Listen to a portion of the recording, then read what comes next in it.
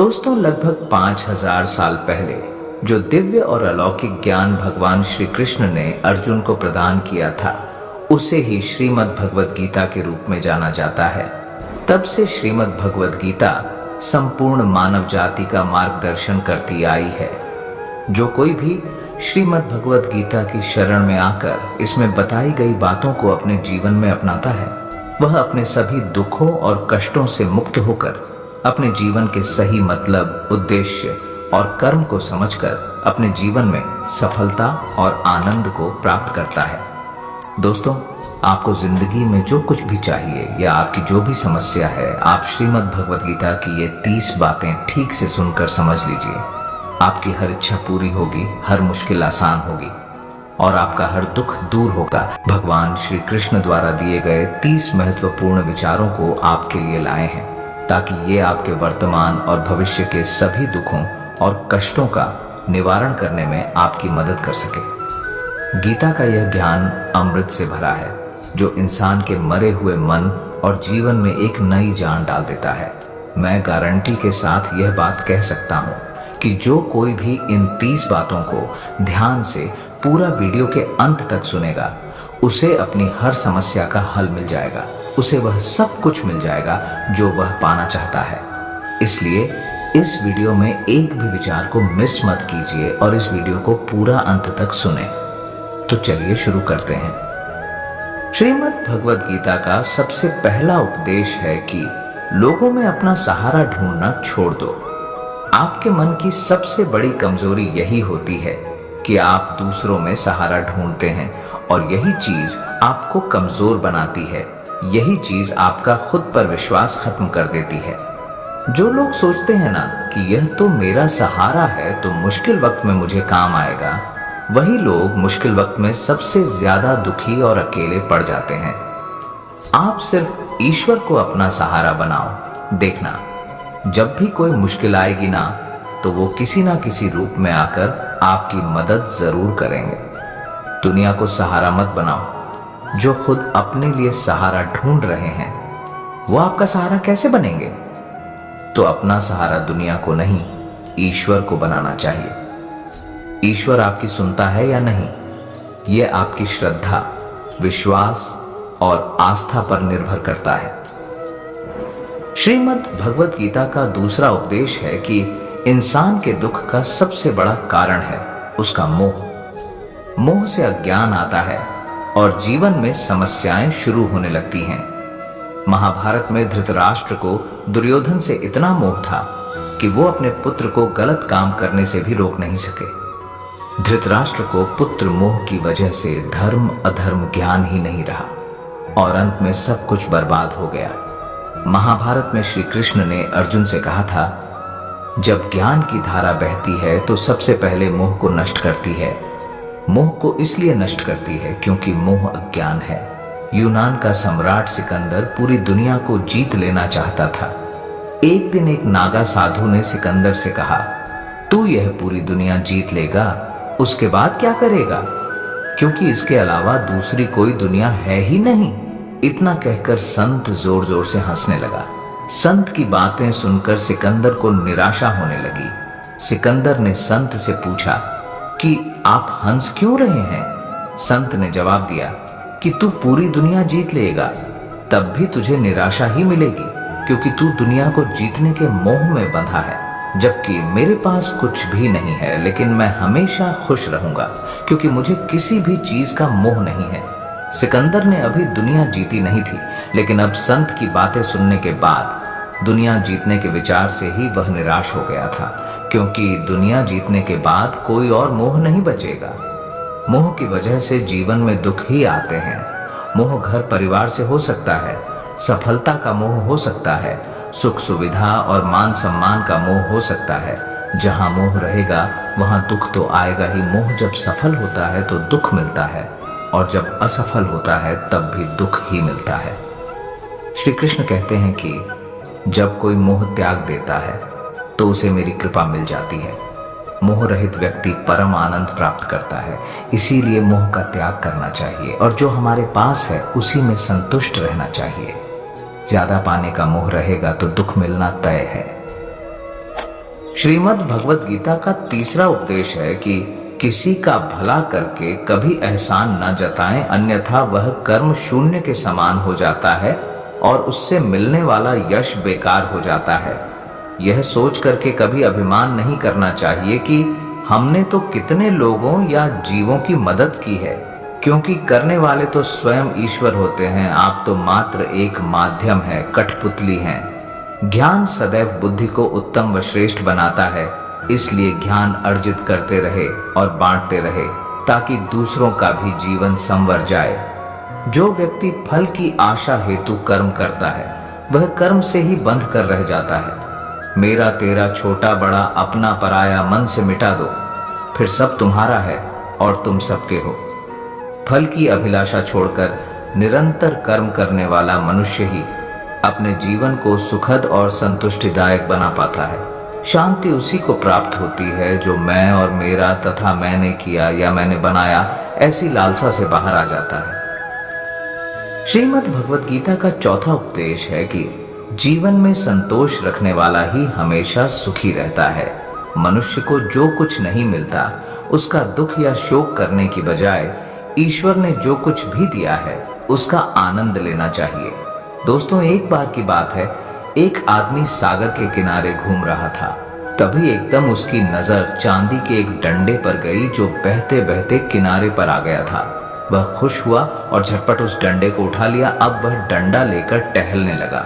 अब धूप ज्यादा हो गई तो उसका मन सागर में नहाने का हुआ। उसने सोचा, अगर डंडे को किनारे रखकर नहाऊंगा तो कोई ले जाएगा, इसीलिए वह डंडा हाथ में ही लेकर नहाने लगा। तभी एक ऊंची लहर आई और तेजी से डंडे को बहाकर ले गई। वह अफसोस करने लगा और दुखी होकर तट पर आ बैठा और रोने लगा। उधर से एक संत आ रहे थे। उस आदमी को उदास और रोता हुआ देखकर संत ने पूछा, तुम इतने दुखी क्यों हो? उसने बताया, स्वामी जी, नहाते हुए मेरा चांदी का डंडा सागर में बह गया। संत ने हैरानी जताई और कहा, तुम डंडा लेकर नहा रहे थे? वह बोला, क्या करता? किनारे रखकर नहाता तो कोई ले जा सकता था, लेकिन चांदी का डंडा लेकर नहाने क्यों आए थे? स्वामी जी ने पूछा। तब आदमी ने कहा, लेकर नहीं आया था, वह तो यही मिला था। उस आदमी की बात सुनकर स्वामी जी जोर से हंसने लगे और बोले, जब वह तुम्हारा था ही नहीं तो फिर दुख या उदासी कैसी? कभी कभी कुछ खुशियां अनायास ही मिल जाती हैं और कभी कुछ श्रम करने और कष्ट उठाने से मिलती है। जो खुशियां अनायास मिलती हैं, परमात्मा की ओर से मिलती हैं, उन्हें सराहने का हमारे पास समय नहीं होता। इंसान व्यस्त है तमाम ऐसे सुखों की गिनती करने में जो उसके पास नहीं है।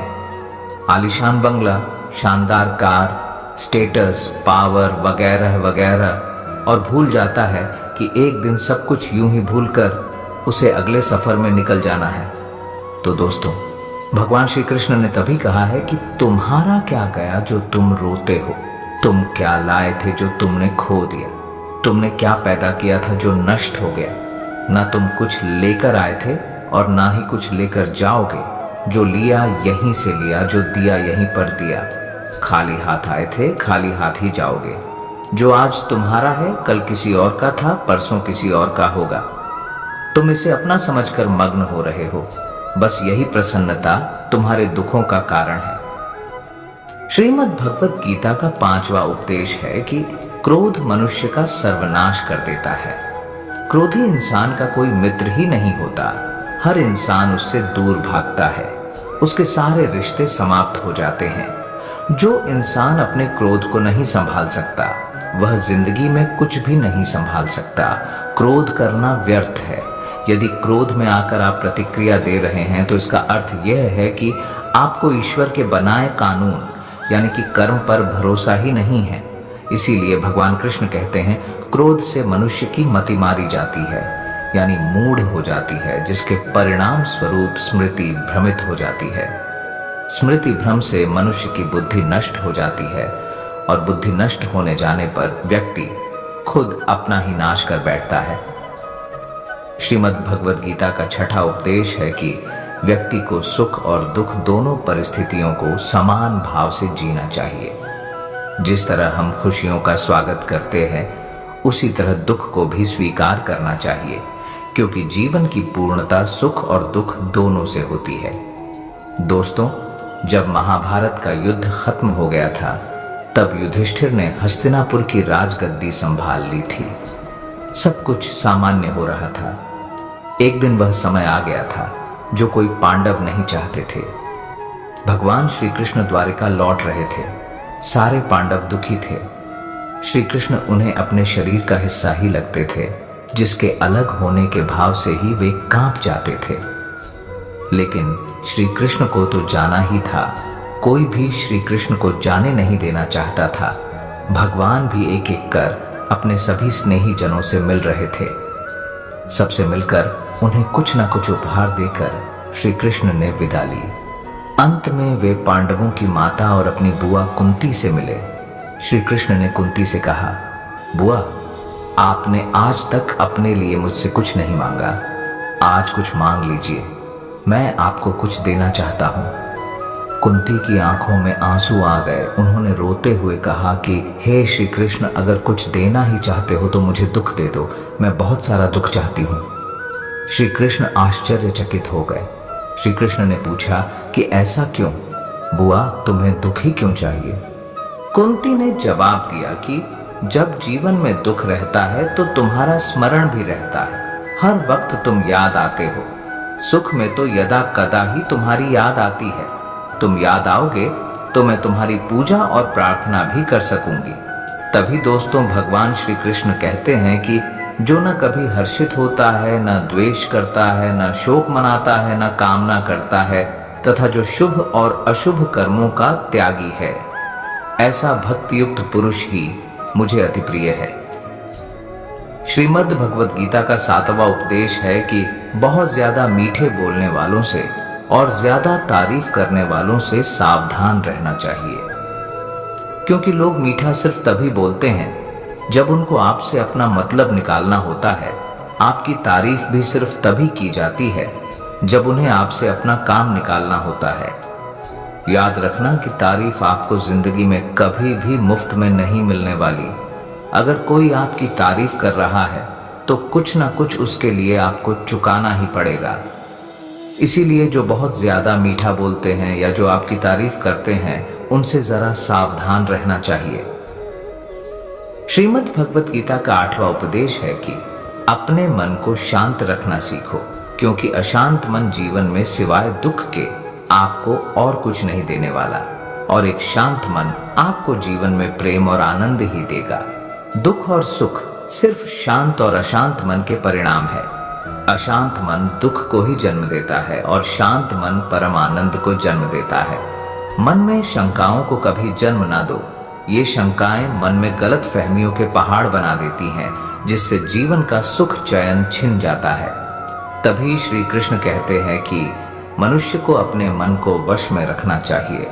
जो कोई अपने मन को वश में कर लेता है, उसका मन उसका मित्र बन जाता है, और जो कोई अपने मन को वश में नहीं रख पाता, उसका मन उसका सबसे बड़ा शत्रु बन जाता है। श्रीमद् भगवद गीता का 9वां उपदेश है कि जीवन में आपकी सफलता या असफलता बहुत कुछ आपकी संगत पर निर्भर करती है। मित्रों कहते हैं कि जैसी संगत वैसी रंगत, और जैसी रंगत वैसा जीवन। आप लाख अच्छे हैं, लेकिन यदि आपकी संगत बुरी है तो आप बर्बाद हो जाएंगे। लेकिन यदि आप लाख बुरे हैं और आपकी संगत अच्छे लोगों से है और आप उनकी सुनते भी हैं, तो निश्चित ही आप आबाद हो जाएंगे। कौरवों के साथ शकुनी जैसे लोग थे तो पांडवों के साथ कृष्ण। शकुनी मामा जैसी आपने संगत पाल रखी है तो आपका दिमाग चलना बंद ही समझो, क्योंकि वो कहते हैं ना कि धर्म से भरा हृदय धर्म का परामर्श देता है, जबकि अधर्म से भरा हृदय अधर्म का परामर्श देता है। आप चाहे कितने भी अच्छे हो, लेकिन अगर बुरे लोगों के साथ रहोगे तो आपका भी वही हाल होगा जो बुरे लोगों का होता है। भीष्म पितामह एक ब्रह्मचारी थे, धर्मात्मा थे, लेकिन वह अधर्म के पक्ष में खड़े हो गए। द्रोणाचार्य भी एक ब्राह्मण थे, लेकिन वह अधर्म के पक्ष में खड़े हो गए, तो अंत में उनका वही हाल हुआ जो एक अधर्मी इंसान का होता है। उनको मृत्यु के समय भयानक पीड़ा का सामना करना पड़ा। इसीलिए गलत संगत में कभी नहीं रहना चाहिए, क्योंकि कई बार आपको उनके संग में रहने की वजह से उनके ही कर्मों की सजा मिलने लगती है। फिर आपको समझ नहीं आता कि मैंने तो कुछ किया भी नहीं, मैं तो सिर्फ उनके साथ रहता हूं, मुझे दुख क्यों मिला। बुरे लोगों का संग आपकी जिंदगी में कभी खुशी नहीं लाएगा, इसलिए हमेशा अच्छी संगत में रहना चाहिए। श्रीमद् भगवत गीता का 10वां उपदेश है कि जीवन में जो भी कार्य करें उसमें पारंगत बने, अर्थात अपने कार्य के मास्टर बने, उसका पूरा ज्ञान अर्जित करें। कहते हैं कि अधूरा ज्ञान सबसे खतरनाक होता है। इस बात का उदाहरण है अभिमन्यु। अभिमन्यु बहुत ही वीर और बहादुर योद्धा था, लेकिन उसकी मृत्यु जिस परिस्थिति में हुई उसके बारे में सभी जानते हैं। मुसीबत के समय यह अधूरा ज्ञान किसी भी काम का नहीं रहता है। आप अपने ज्ञान में निपुणता प्राप्त करें। आपको किसी एक विषय में तो दक्षता हासिल होनी ही चाहिए। इसलिए भगवान श्री कृष्ण कहते हैं, हे अर्जुन, तुम आध्यात्मिक गुरु के पास जाकर सत्य को जानने का प्रयास करो। विनम्र होकर उनसे ज्ञान प्राप्त करने की जिज्ञासा प्रकट करते हुए उनसे ज्ञान प्राप्त करो। जिस प्रकार जलते हुए छोटे से दिए की रोशनी से प्रचंड अंधकार भी समाप्त हो जाता है, उसी प्रकार जब आप मन में मौजूद अज्ञानता से भरे अंधकार रूपी कमरे में सकारात्मक सोच का तेल डालकर ज्ञान का प्रकाश उजागर करेंगे तो अज्ञानता रूपी समक्ष अंधकार स्वतः ही समाप्त हो जाता है। श्रीमद् भगवत गीता का 11वां उपदेश है कि फल की आशा से कर्म करने वाले मनुष्य का मन कभी शांत व संतुष्ट नहीं रहेगा, क्योंकि उसकी लालसा हर नए शिखर पर पहुंचती ही रहेगी। ऐसे में उसका मन कभी संतुष्टि का आनंद नहीं भोग पाएगा। जब व्यक्ति फल की अभिलाषा हेतु कर्म करता है और फिर जब उसे उम्मीदों के अनुसार फल की प्राप्ति नहीं हो पाती है तो वह निराश और दुखी हो जाता है। भगवान श्री कृष्ण अर्जुन से कहते हैं, तुम स्वयं को मुझ में समर्पित कर दो, ईश्वर पर भरोसा रखो और निस्वार्थ, निश्चल, निष्पाप और निष्पक्ष होकर बिना फल की अभिलाषा के कर्म करते जाओ। तुम्हारा जीवन सुख और संतुष्टि से भर जाएगा। देखना, दुख कभी तुम्हें छू नहीं पाएगा और मोक्ष की प्राप्ति हो जाएगी। बार बार जन्म लेने वाली अनंत इच्छाएं मनुष्य को अपनी इंद्रियों का गुलाम बना देती हैं। कर्म अच्छा हुआ तो फल अवश्य मिलेगा और कर्म बुरा हुआ तो दंड भी अवश्य मिलेगा। मैं भूतकाल, वर्तमान और भविष्य में होने वाली प्रत्येक घटना के हर परिणाम को देख सकता हूँ। इसलिए परिणाम की चिंता छोड़कर अपने कर्म को निरंतर करते रहो। कर्म अच्छा हो या बुरा, वे तब तक पीछा नहीं छोड़ते जब तक वह कर्म करने वाले को फल की प्राप्ति नहीं हो जाती, यानी जब तक कर्म करने वाला अपने कर्म के परिणामों को पूर्ण रूप से भोग ना ले। किसी को समय से पहले और भाग्य से अधिक नहीं मिल पाता। श्रीमद् भगवत गीता का 12वां उपदेश है कि अध्यात्म से जुड़े। एक आध्यात्मिक ज्ञान ही जीवन को सुकून की तरफ ले जा सकता है। आध्यात्मिक ज्ञान आपको मानसिक और आत्मिक रूप से मजबूत बनाएगा।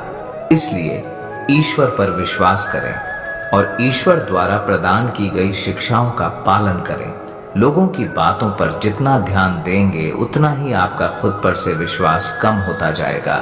इसलिए खुद पर विश्वास कर खुद के दम पर आगे बढ़ो और स्वयं ही अपना मार्ग तय करो। जीवन में किसी भी पल कुछ भी हो सकता है। जीवन सीमित है, समय व्यर्थ मत करो। बुरे अतीत को याद करके दुखी होने से अच्छा है कि उससे सीख लो और अपने वर्तमान को सुधार कर एक बेहतर भविष्य का निर्माण करो। कर्म करो और ईश्वर पर भरोसा रखो।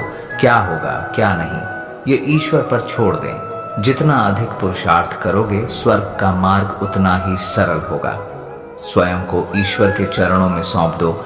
नित्य अच्छे कर्म करो और लोगों की भलाई करो और उन्हें सही राह दिखाओ। एक ज्ञानवान व्यक्ति कभी भी कामुक सुख में आनंद नहीं लेता। इसलिए ज्ञानी व्यक्ति जो हो गया वह अच्छा हुआ, जो हो रहा है वह अच्छा हो रहा है और जो होगा वह भी अच्छा ही होगा, इसी पर अडिग विश्वास करता है। वेद पुराण पढ़ने का कोई लाभ ही नहीं जब तक उसमें कही बातों को अपने जीवन में अनुकरण ना करें। उनका पालन न करें। रावण बुद्धिमान अवश्य था, किंतु ज्ञानी नहीं। उसकी अज्ञानता ने उसे क्रोधी, कामुक और अहंकारी बना दिया, जो उसकी मृत्यु का सबसे बड़ा कारण बना। श्री कृष्ण कहते हैं, मैं सभी प्राणियों को एक समान रूप से देखता हूं। मेरे लिए ना कोई कम प्रिय है और ना ही अधिक। वह ज्ञान व्यर्थ है जो सिर्फ तुम तक ही सीमित है। उस ज्ञान का कोई लाभ नहीं जिससे समाज एवं जगत का कल्याण न किया जा सके। तुम क्यों व्यर्थ में चिंता करते हो? तुम क्यों भयभीत होते हो? कौन तुम्हें मार सकता है? आत्मा न कभी जन्म लेता है और ना ही इसे कोई मार सकता है। यही जीवन का अंतिम सत्य है।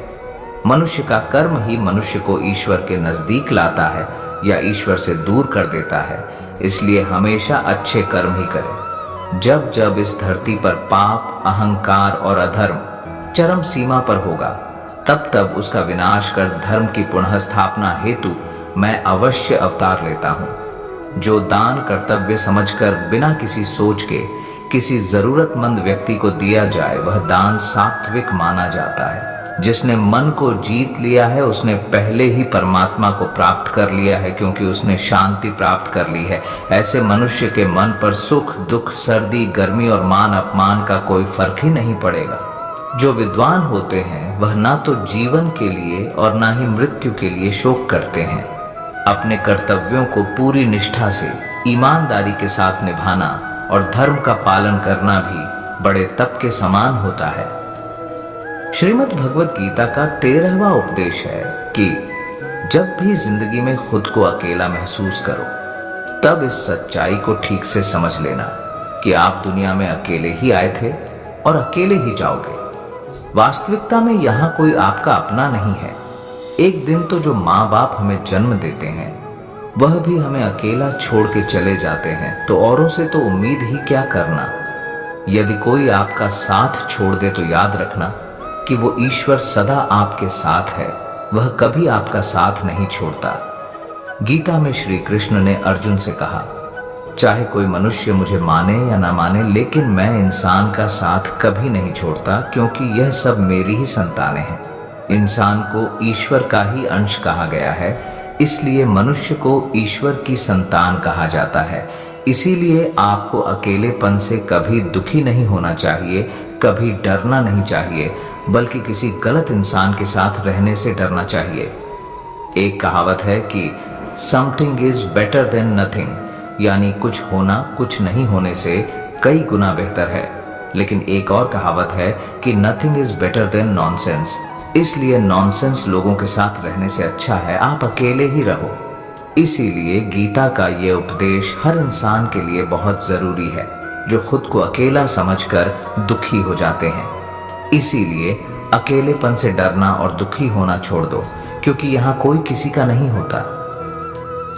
श्रीमद् भगवत गीता का 14वां उपदेश है कि कभी भी अपने धन, अपने पद और बल का अभिमान नहीं करना चाहिए। दुर्योधन को बहुत अभिमान था कि मेरे पास भीष्म पितामह जैसे, द्रोणाचार्य और कर्ण जैसे योद्धा बैठे हैं, तो इन पांडवों को तो मैं यूं ही मसल कर रख दूंगा। दुर्योधन को अपने धन का अभिमान था, अपने पद और शक्ति का अभिमान था, लेकिन वह अभिमान ही एक दिन उसके सर्वनाश का कारण बना। जो लोग अपने पैसे के अहंकार में या शक्ति के अहंकार में दूसरों को नीचा दिखाते हैं, दूसरों को चोट पहुंचाते हैं, एक दिन उनकी वही गलती उनका सर्वनाश कर देती है।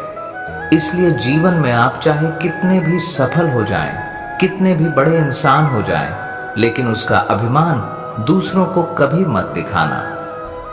श्रीमद् भगवत गीता का 15वां उपदेश है कि आज के युग में बहुत ज्यादा अच्छे मत बनो, नहीं तो यह दुनिया आपको लूट कर कंगाल कर देगी। पांडवों की कहानी यह शिक्षा देती है कि ज्यादा अच्छा बनना आपको कई बार बहुत दुख दे सकता है। पांडव हमेशा धर्म के मार्ग पर चलते थे, कभी कोई गलत काम नहीं किया, लेकिन उनका सारा राजपाट चला गया। उनकी पत्नी को भरी सभा में नग्न करने की कोशिश की गई। भिक्षा लेकर के उन्हें अपनी जिंदगी गुजारनी पड़ी। कारण क्या था? यह कि वे कुछ ज्यादा ही अच्छे बने हुए थे। ये तो तब की बात है, और आज की दुनिया तो और भी बदल चुकी है। लोग अच्छे इंसान को इज्जत कम देते हैं, बल्कि उसका इस्तेमाल ज्यादा किया जाता है। अगर आप भी लोगों के साथ अच्छा रहते हैं तो आप इस चीज को खुद अनुभव कर पाएंगे। आप जितना लोगों के साथ अच्छा चलते हैं, लोग आपके साथ उतना ही गलत व्यवहार करते हैं, लोग आपका उतना ज्यादा इस्तेमाल करते हैं। आप दूसरों की खुशी के लिए कुछ भी करते जाते हैं और लोग सिर्फ आपका फायदा लेने में लगे रहते हैं।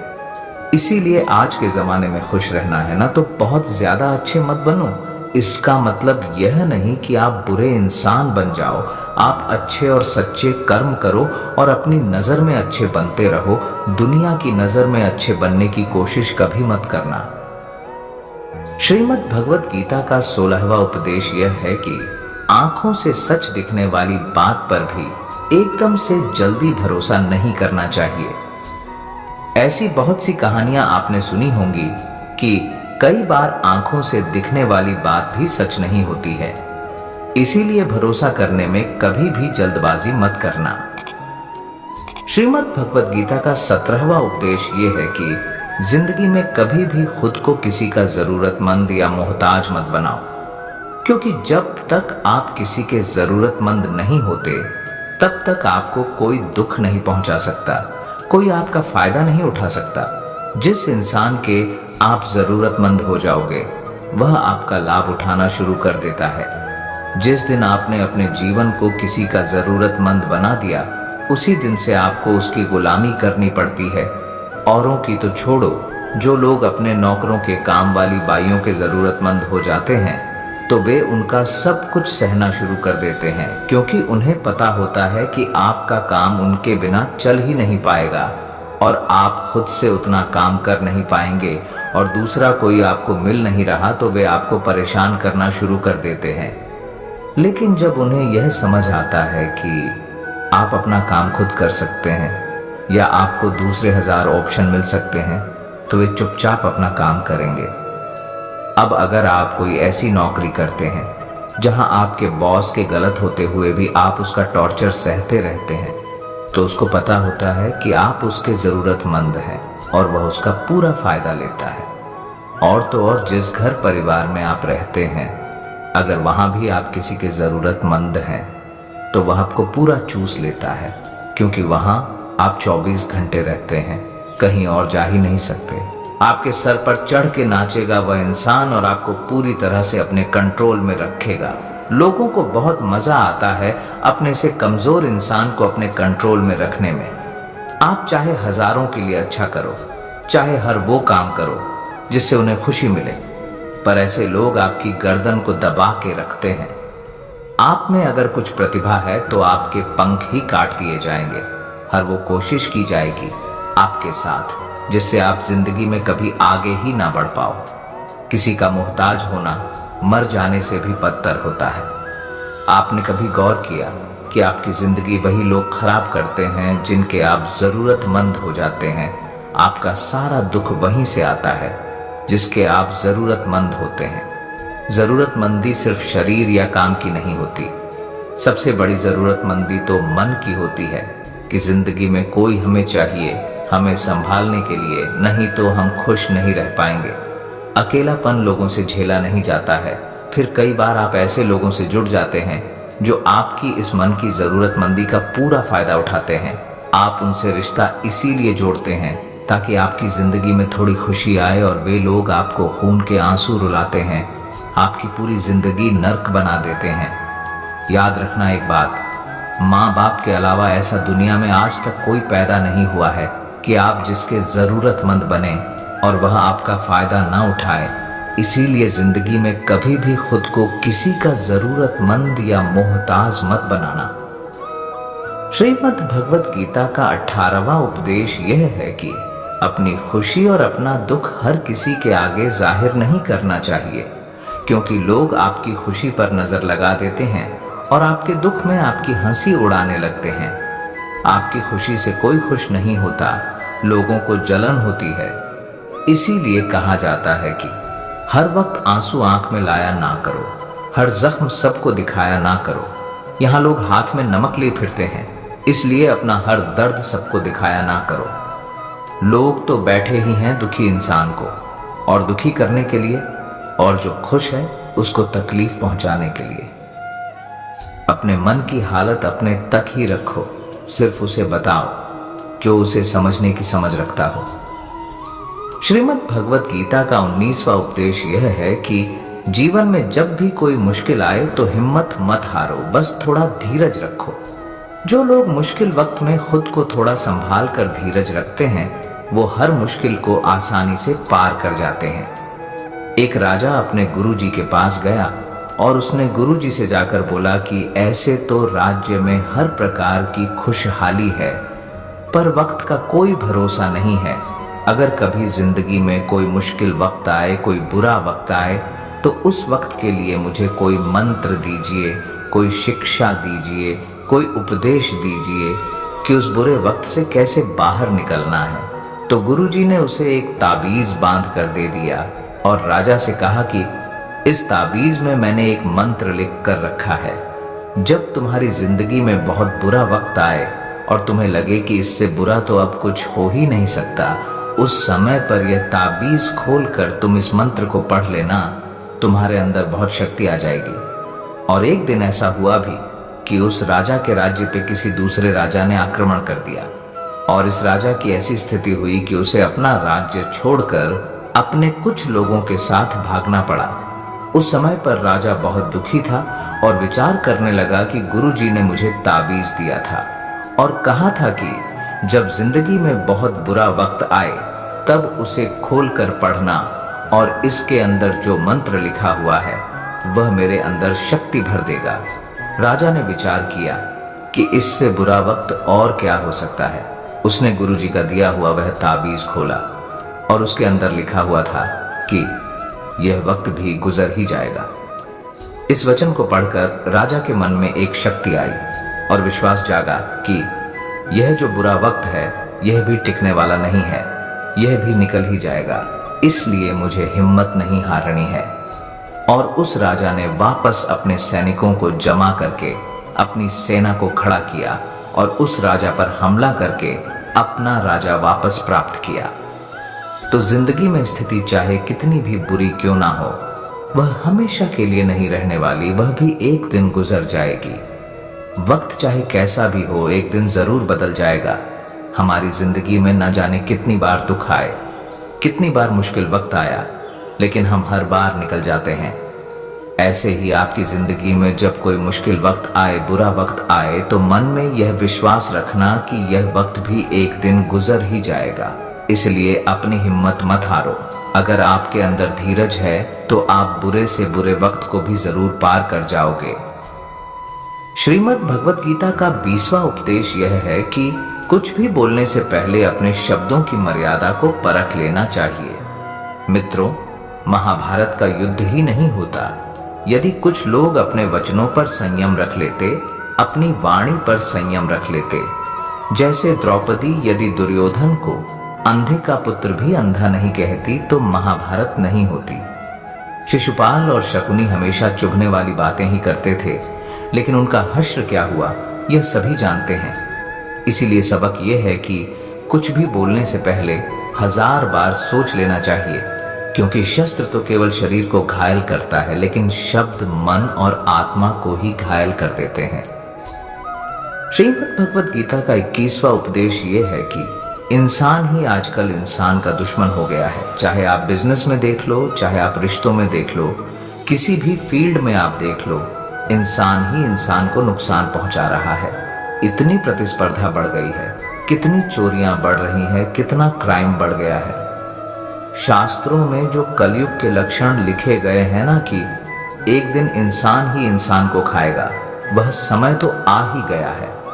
इंसान ही तो इंसान को खा रहा है, एक दूसरे का बिजनेस खा रहा है, एक दूसरे की नौकरियां खा रहा है, एक दूसरे की जिंदगी की खुशियां खा रहा है। इंसान जो दुखी है उसे और दुखी करो, जो खुश है उसे परेशान करो, यही तो हो गया है आजकल।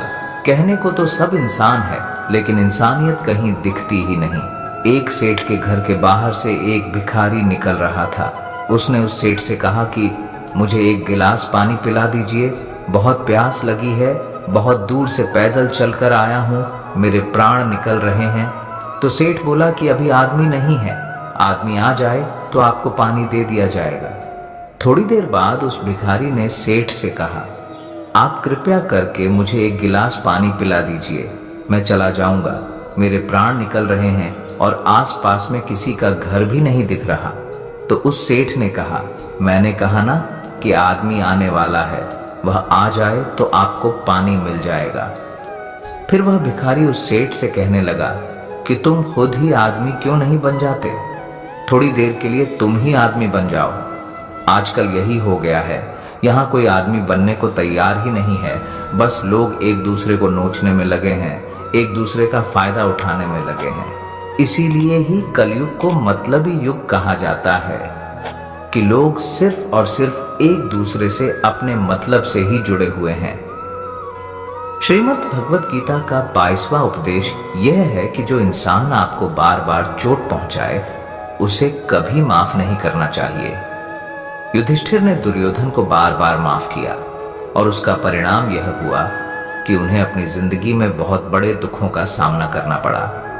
कोई इंसान अगर एक बार गलती करे तो माफ करना फिर भी ठीक है, लेकिन कोई अगर बार बार गलती करे तो उसे माफ करना आपको बहुत ज्यादा नुकसान पहुंचाएगा, क्योंकि वो गलती नहीं हो रही है, वो उसकी आदत है, वो ऐसा ही है, वह हमेशा आपके साथ ऐसा करेगा। तो बहुत ज्यादा दयालु मत बनो। किसी को माफ करने में और बेवकूफ बनने में बहुत बड़ा अंतर होता है। किसी को अगर एक बार आप माफ भी कर रहे हो तो उस इंसान से आप जरूर सावधान रहना।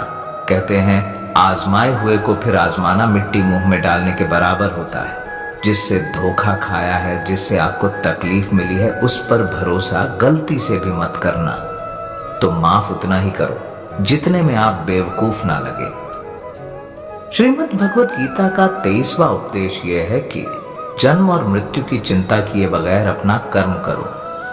श्री कृष्ण अर्जुन से कहते हैं कि हे अर्जुन, मृत्यु जीवन का अटल सत्य है जिसे टाला नहीं जा सकता और ना ही झूठा साबित नहीं किया जा सकता है।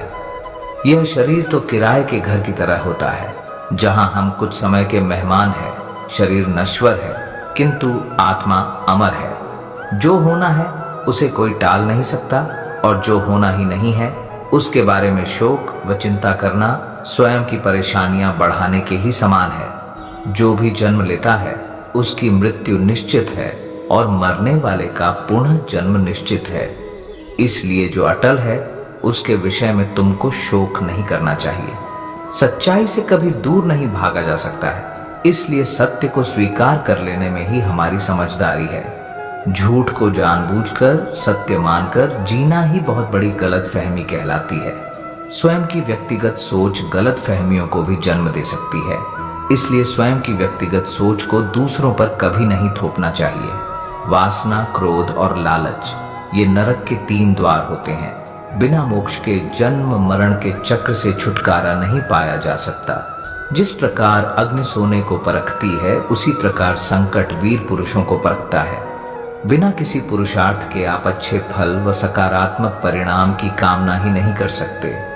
यदि आप धर्म के मार्ग पर चलते हैं तो परिणाम की चिंता किए बिना अपने धर्म का निडरता से पालन करें।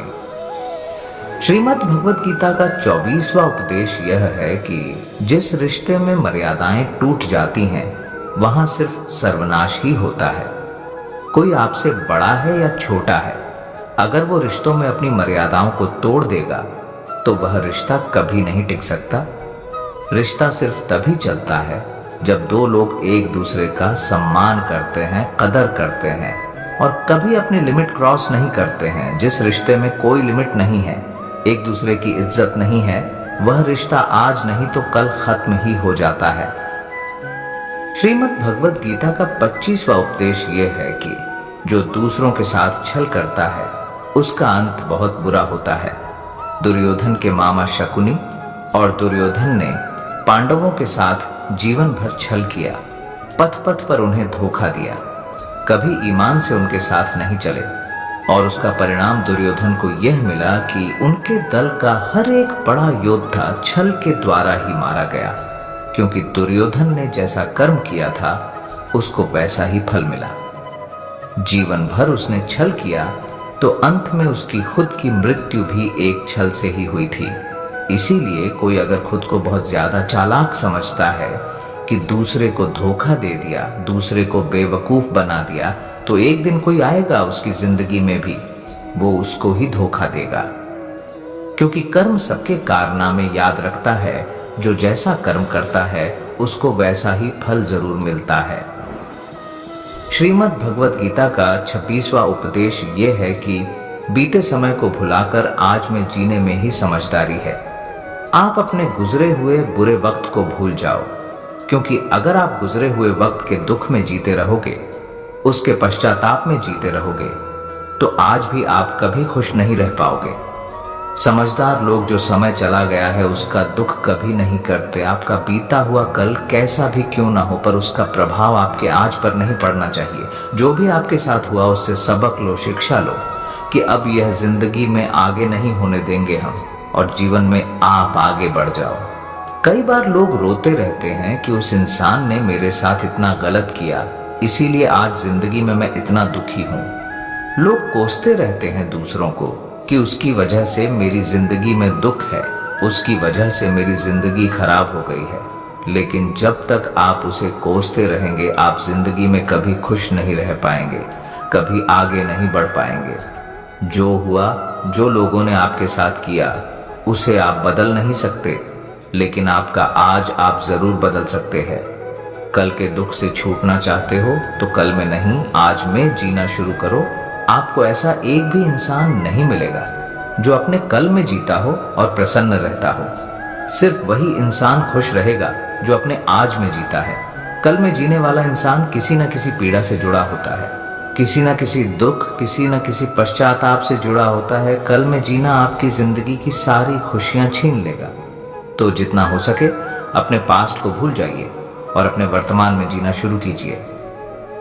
श्रीमद् भगवत गीता का 27वां उपदेश यह है कि जीवन में कई बार नया शुरू करने के लिए पुराने को पूरी तरह से मिटाना पड़ता है। श्री कृष्ण से कुंती ने पूछा था कि हे कृष्ण, क्यों तुमने इतना बड़ा महायुद्ध करवा दिया?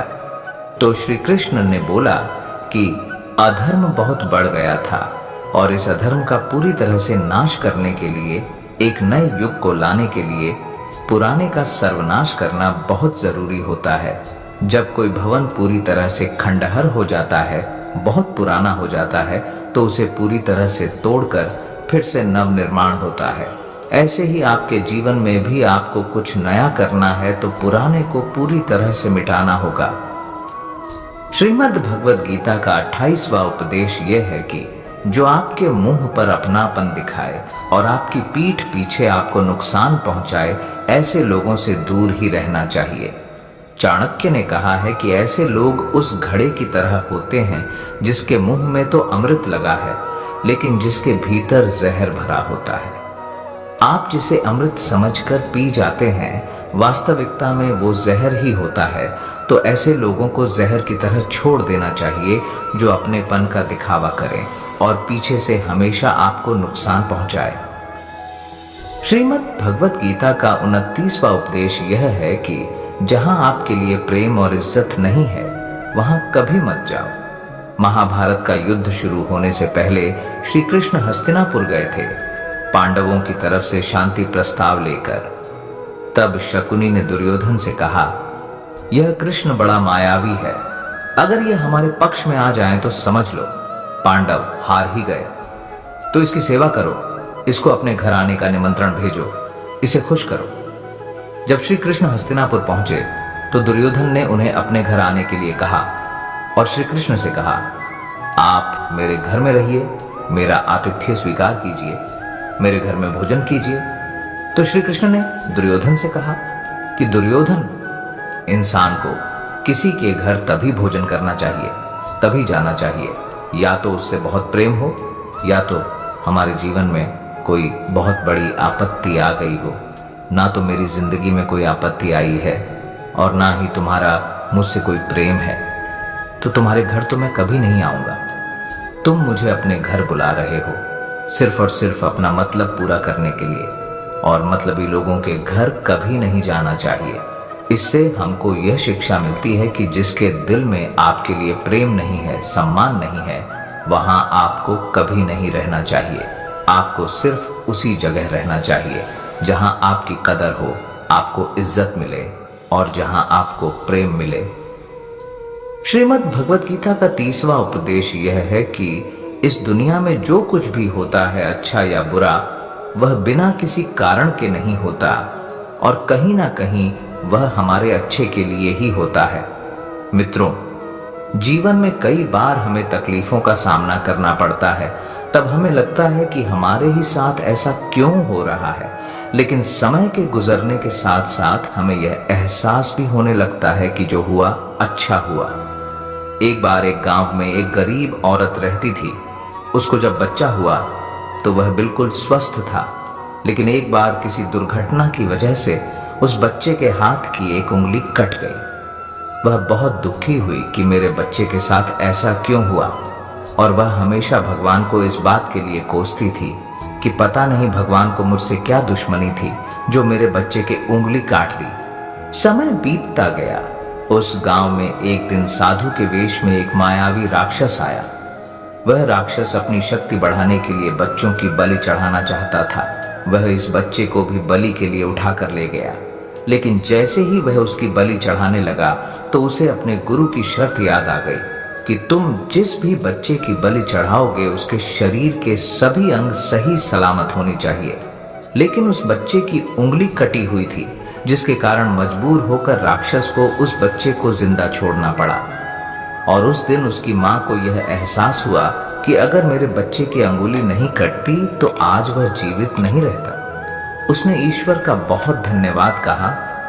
दोस्तों, भगवत गीता में श्री कृष्ण कहते हैं कि जीवन का एकमात्र उद्देश्य परोपकार और भक्ति करना है। जरूरतमंद की निस्वार्थ मदद करना है।